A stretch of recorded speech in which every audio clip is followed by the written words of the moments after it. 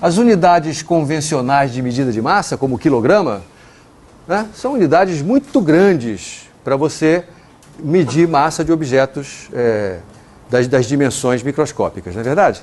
Aqui aparecem potência 10 a menos 31, ou no caso do próton aqui vai aparecer uma potência que 10 a menos 28, enfim, são números muito pequenos medidos naquela escala.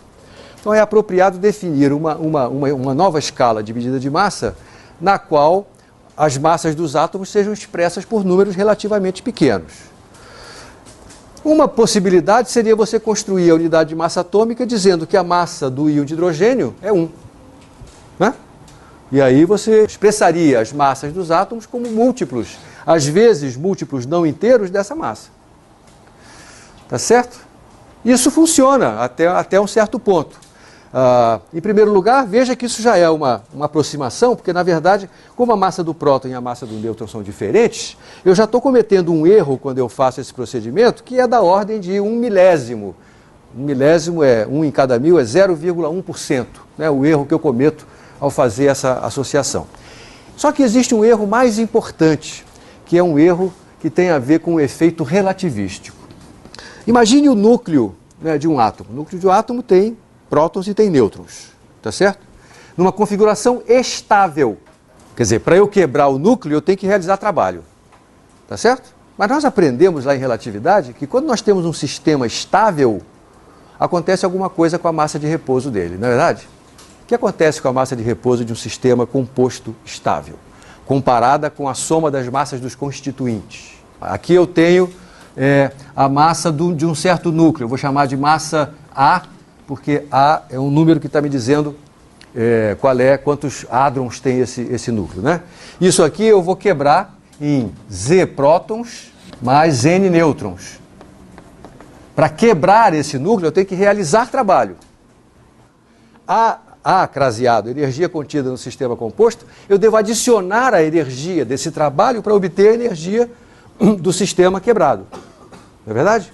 Na verdade, a diferença se deve ao que nós chamamos na relatividade de defeito de massa, né?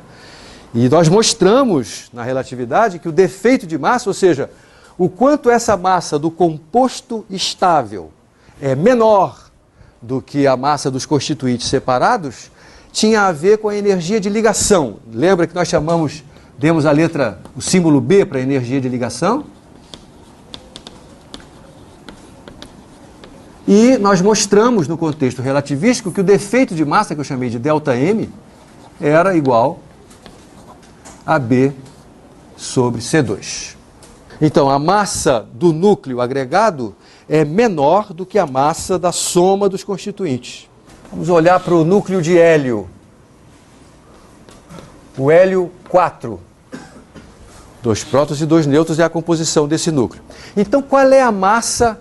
Me dá um número aproximado para a massa desse núcleo. 4.000 MeV por C2. Aproximadamente. São 2 prótons e 2 nêutrons. Ele está aproximando a massa do próton por 1000. A do nêutron também. Tem 4 desses. Ele está usando essa ideia aqui, ó. É A vezes a massa do próton, que é da ordem de 1000. 4.000. A energia de ligação do núcleo de hélio é 28 MeV. Esse é um dado experimental. Para eu quebrar o núcleo de hélio, eu preciso injetar 28 MeV de energia. Significa dizer que a massa do núcleo de hélio, na verdade, não é essa. Não é a soma das 4 massas. É a soma das 4 massas subtraído do defeito de massa. Eu tenho que tirar fora o defeito de massa. E o defeito de massa, nesse caso, é 28. Então, a massa do núcleo de hélio, a massa real do núcleo de hélio, vai ser 4.000 menos 28 MeV por C2. Veja que, quando eu aproximei a massa do próton à massa do nêutron, eu estava cometendo um erro de 1 unidade em 1000, não é isso? Agora, veja só, o erro que eu estou cometendo ao não incluir a correção relativística é de 28 unidades em 4.000. Divida por 4 os dois. 7 unidades em 1000. é um erro 7 vezes maior do que o erro que eu cometo ao fazer as duas massas iguais.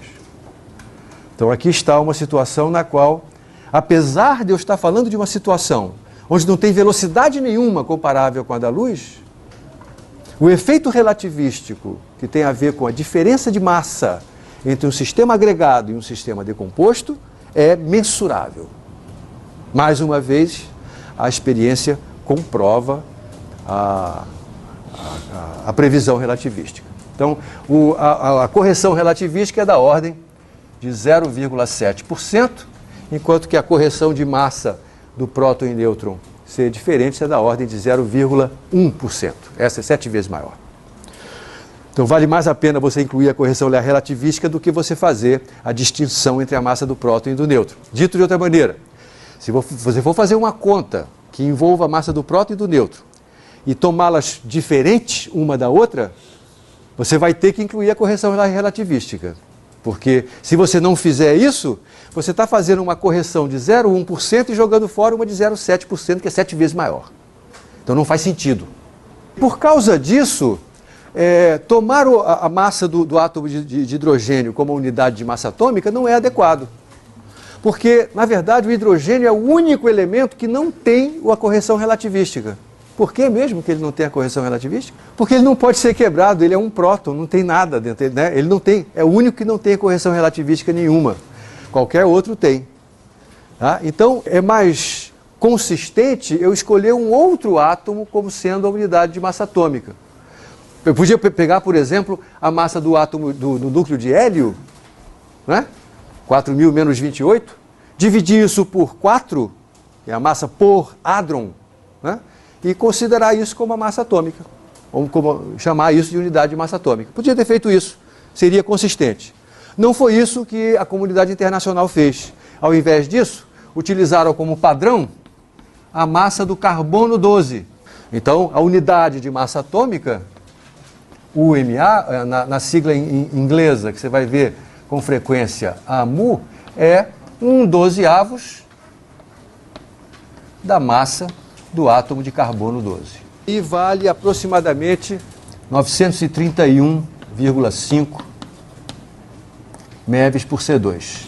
Veja que, como tinha que ser, é um pouco abaixo da massa tanto do próton quanto do nêutron, né? Veja que não é à toa, né? Esse número é da ordem de 7 unidades menor do que a massa do próton ou do nêutron. 7 em 1000. É a correção, é o fator de correção a que eu estava me referindo.